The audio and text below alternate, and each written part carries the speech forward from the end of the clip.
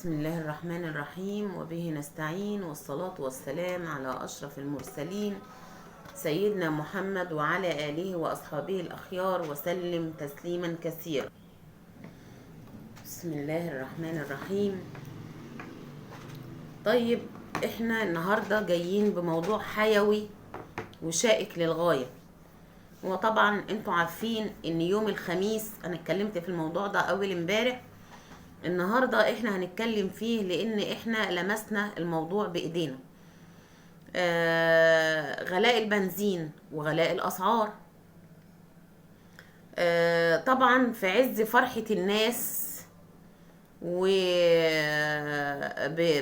بالقمة اللي اتعقدت عندنا في مصر بقيادة ترامب والرئيس السيسي، فالحكومة استكترت علينا الفرحة.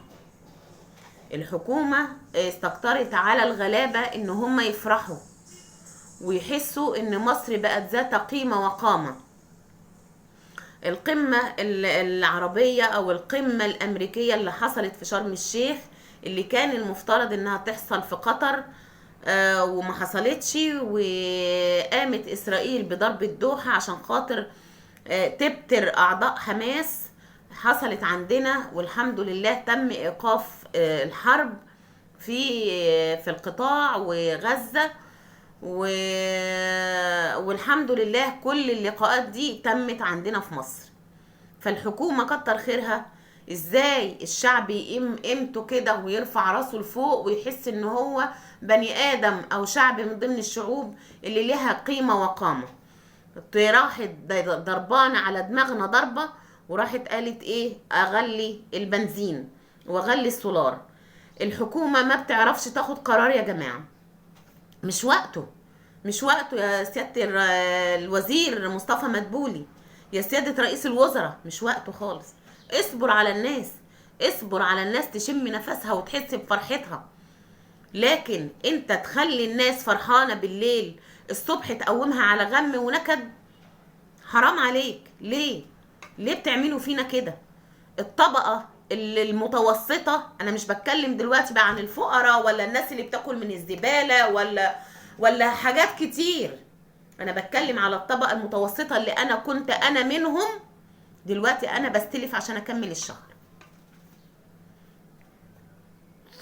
انا كنت يعتبر ميسورة الحال، مش هقول فقيرة ولا هقول غلبانة ولا هقول تحت خط الفقر ولا هقول اي حاجة. انا كنت من 5 6 7 سنين كده انا كنت يعتبر ميسورة الحال. والله والله والله العظيم 3 احنا بناكل بالدين، بنستلف عشان نقضي الشهر. انا وجوزي بنستلف في اول الشهر، نقبض نسدد، نرجع تاني الفلوس لاصحابها على نص الشهر او يوم 5 في الشهر. اقسم بالله يوم 5 في الشهر بستلف المبلغ اللي انا سديته تاني. لدرجة ان صديقتي دي قالت لي يا مدام سعاد ولا يا ام عمرو، انا حطيت لك المبلغ ده بتاعك، رجعتيه هتلاقيه، ما رجعتوش مش هتلاقيه. في اكتر من كده؟ ما بالك الناس بقى الفقراء الارزقيه اللي على باب الله، اللي شغلهم يوم بيوم، مثلا زي السواقين وزي اللي هم بتوع الفاعل وبتوع البنا وبتوع المواد العازله، والناس اللي على باب الله دي يعملوا ايه؟ طب انا عارفه ان انا هيجيلي 10 قروش اخر الشهر وبستلف، ما بالك الناس دي اللي شغاله يوم و10؟ لا. غلاء البنزين ده مش وقته خالص يا سياده الوزير، مش وقته. انت غليت البنزين والسولار لطبقه زي مش عارفه لطبقه الاغنياء. طب احنا فين؟ الناس الغلابه فين؟ بتوع رغيف العيش المدعم، ازازه الزيت المدعمه اللي بيستنوها من الشهر للشهر، كيلو السكر المدعم اللي بيستنوه من الشهر للشهر. انت عايز حضرتك تقول لي ان انت غليت البنزين او السولار 2 جنيه هتقدر تتحكم في الاسواق؟ مفيش رئيس وزراء ولا واحد يقدر يتحكم في تاجر، مش ممكن. لم ولن تكون هتتحكم في التجار. انا قلت الفرخه ب1000 جنيه، اللي عاجبه يشتري واللي مش عاجبه ما يشتريش. هتقدر انت تنزل تقول له بيع الفرخه ب50 جنيه؟ ب40 جنيه. حضرتك جيت في السنة اللي فاتت في نفس التوقيت قلت ان شاء الله، او في سنة 24، لو سعر النفط نزل عالميا من 72 او ل 73، دلوقتي سعر النفط البرميل ب 63 دولار. يعني كمان في فرق 10 دولار متوفرين من السنة اللي فاتت للسنة دي. حضرتك قلت من 72 ل 73 دولار، دلوقتي النهارده انا بكلم حضرتك النهارده سعر برميل النفط عالميا 63 دولار.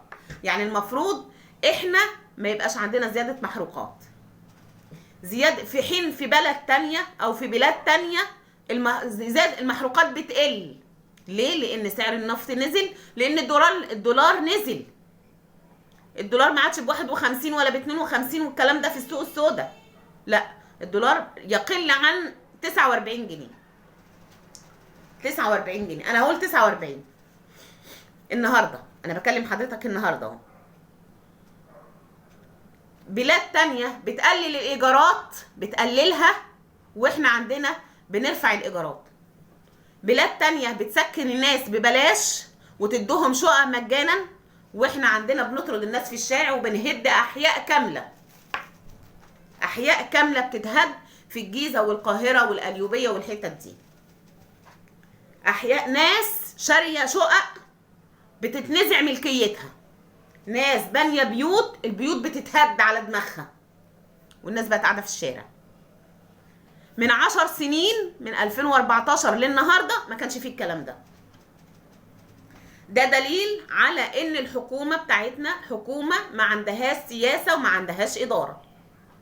وده اللي احنا قلناه من ساعه ما خدوا قرار قانون الايجار القديم وتفعيل قانون الايجار القديم، واحنا قلنا الحكومه لازم ترحل. اصبر على الناس، اصبر على الناس تفرح شويه، اصبر على الناس تفرح بمصر. احنا جوعنا وما بقيش لاقيين ناكل، ولا لاقيين نعلم ولادنا، ولا لاقيين ندفع كهرباء ولا نور ولا غاز ولا ميه، وبرضه قلنا جنب مصر. دلوقتي الناس اللي بره، اللي المعارضه بقى اللي بره، والناس، وانتوا عارفين الناس اللي بره عمالين يقولوا لنا هنا، وناس من اللي انا كنت بايدهم عمالين يقولوا لنا مش دول اللي انتوا نزلتوا رقصتوا لهم، مش دول اللي انتوا نزلتوا عملتوا لهم. اشربوا، ما ده اللي اتعمل في الرئيس محمد مرسي، ده ذنب الرئيس محمد مرسي، ده ذنب الاخوان اللي انتوا كنتوا فاكرين مش عارفه ايه. ليه؟ احنا وقفنا جنب البلد، ما وقفناش جنب سين وصاد. انا عن نفسي انا كنت مش واقفه جنب السيسي ولا واقفه جنب اي حد، انا وقفت جنب امان البلد، لان اللي حصل في ثوره 2011 كان خراب، ومحدش دفع فاتورته الا احنا والغلابه. احنا الناس الغلابه، محدش دفع الفاتوره غيرنا. احنا اللي بتخصم من مرتباتنا، احنا اللي الناس ما عادتش لاقيه شغل، احنا اللي العيله تنزل تشتغل وتنحر نفسها عشان 1000 جنيه وفي الاخر تيجي اخر الشهر ما تلاقيش. احنا محدش دفع فاتوره 2011 للنهارده، من 2011 للنهارده، غير الناس الغلابه، الناس اللي مش لاقيه تاكل. انا عايزه بقى اسال سؤال، فين وزيره التضامن؟ فين وزير التموين؟ فين رئيس الوزراء؟ فين وزير الطاقه بتاع المحروقات ده اللي غلى البنزين ده؟ الناس دي ليه ما بتخرجش تكلم الناس؟ الناس دي ليه ما بتخرجش تعرف الناس وضع البلد ايه؟ وضع البلد ايه؟ ورايحين فين وجايين منين؟ سؤال بس. يعني حضرتك بتنيمنا، حضرتك قلت الدنيا بقت كويسه والدنيا معانا زي الفل وما شاء الله اللهم بارك، وفي تحسن في الاقتصاد، وان شاء الله هيبقى في اريحيه وزياده في المعاشات وزياده في المرتبات. بدليل حضرتك قلت لنا كمان انك عملت الحد الادنى 7000 جنيه. تعالى قول لي، لف على شركات مصر كده القطاع الخاص، قول لي مين بيدي 7000 جنيه حد ادنى؟ مفيش. يوم ما بيدوا العامل 4000 جنيه بيقولوا يا ده احنا. وانت عارف ان دلوقتي لا يقل دخل الاسره المصريه علشان تعيش، بس اسره متوسطه مكونه من 4 افراد، لا يقل عن 15-20 الف جنيه. من 15 ل 20 الف، ده متوسط المعيشه. عشان تقدر بس تجيب مثلا فرخه في الاسبوع، كيلو ونص سمك في الاسبوع. ده احنا مش هنقول هناكل بروتين كل يوم. انا بتكلم بلسان كل الامهات المصريه، بلسان كل ربات البيوت. احنا بقينا يا سياده الوزير ما عندناش بناكل فرخه كامله، ما عندناش بنروح نجيب فرخه كامله. احنا دلوقتي بقينا بنجيب احشاء الفراخ. فحرام عليكم، انتوا ليه بتعملوا معانا كده؟ ليه بتعملوا مع المصريين كده؟ المصريين ما يستاهلوش كده. المصريين ناس جدعان، ناس محترمين، ناس بتقدر الظروف. المصريين دول بتوع 73. هو في ايه؟ انا مش فاهمه. انا مش لاقيه سبب ان الحكومه بتعمله معانا وبتعمله مع الناس. مش لاقيه، مش شايفه سبب لتصرفات الحكومه والقهر اللي بتقهره الحكومه للشعب المصري في عز فرحه الناس بمؤتمر القمه اللي حصل في شرم الشيخ بين امريكا واسرائيل وفلسطين عشان خاطر وقف الحرب وعوده الناس للقطاع. يروح رئيس الوزراء طالع علينا كده وقايل لنا غلاء الاسعار وغلاء البنزين وغلاء وغلاء وغلاء وغلاء، ويحط تحت غلاء البنزين ده وغلاء السولار كل حاجه هتغلى. انا شفت حاجه غريبه من كام يوم وانا راجعه من المستشفى، ان محطات البنزين كانت موت. ليه؟ فبقول ليه؟ قال لك عشان البنزين هيغلى بكره. حاجه غريبه. وفي محطات بنزين قفلت خالص عشان خاطر البنزين اللي عندها اللي اشتريته بالسعر الرخيص تبيعه تاني يوم بالسعر الغالي. يعني احنا كده كده شعب بنستغل بعض الحمد لله. اذا كان الحكومه بتستغلنا، ما بالك انت بقى الناس هتعمل ايه في بعض؟ دلوقتي انتوا عايزين مننا ايه؟ احنا مش لاقيين كلام نقوله. انتوا عايزين من الناس ايه؟ حد يرد علينا يا جماعه. حد يطلع كده، رئيس الوزراء ده كل يوم والتاني يعمل لنا، يطلع يعمل مؤتمر صحفي، يطلع كان كل 3 4 ايام يطلع يتكلم، كل يومين يطلع يعمل مؤتمر صحفي. رئيس الوزراء يطلع يقول لنا ايه اللي بيحصل في الدوله وايه اللي بيحصل مع الناس. كنت تصبر شويه، اسبوعين 3 شهر لاول السنه، حتى زي ما فاجئتونا قبل كده وقمنا من راس السنه الميلاديه. الناس كانت مبسوطه بالليل وبتحتفل براس السنه الميلاديه، قمنا تاني يوم لقينا المترو بقى ب8 جنيه. هو انتوا كده مفيش اداره، مفيش فنيات الاداره، مفيش سلوكيات الاداره، مفيش وزير من الوزراء. الناس دي شبعانه يا جماعه. احنا عايزين ناس تتولى الحكم وتتولى المسؤوليين في الدولة، ناس من الناس اللي تحت، الناس اللي حاسة بالشعب، الناس اللي عاشت نفس الظروف، علشان خاطر لما يمسك يبقى عارف ان الشخص ده او الشخصية دي هو مر بالحاجات دي. مش انت رايح جايب لي واحد متربي ببقه معلقة ذهب وجاي تمسكه على الناس. بصوا يا جماعة، رغيف الفينو ده بجنيه، ده من بعد غلاء الاسعار، ده بجنيه. اول امبارح ما كانش كده، شايفين؟ هل ده رغيف فينو ياخده طالب للمدرسه؟ ياخد كام؟ طفل مثلا عنده 5 6 سنين ياخد كام رغيف من دول؟ بص الرغيف اللي مكتوب في الفرن 90 جرام مفروض، هو مفروض بس، لكن انا وزنته اقل من 60 جرام، ومحطوط يافطه كده عريضه في الفرن العيش ان الرغيف 90 جرام. ده مش 90 جرام وزي ما انتم شايفين. ادي رغيف الفينو ده نتيجه غلاء البنزين اول امبارح يوم الخميس، وحط كل حاجه غليت 2 جنيه.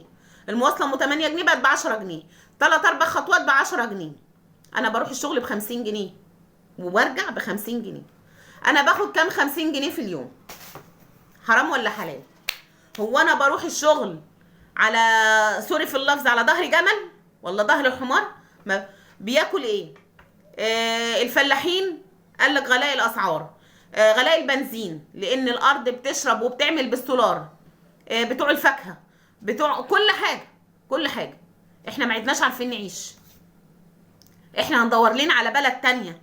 انت بعد احنا مثلا ما كان عندنا شويه، ابتدى عندنا يبقى شويه انتماء للبلد، تروح انت طالع تاني ما خرجنا تاني عن الشعور اللي احنا فيه.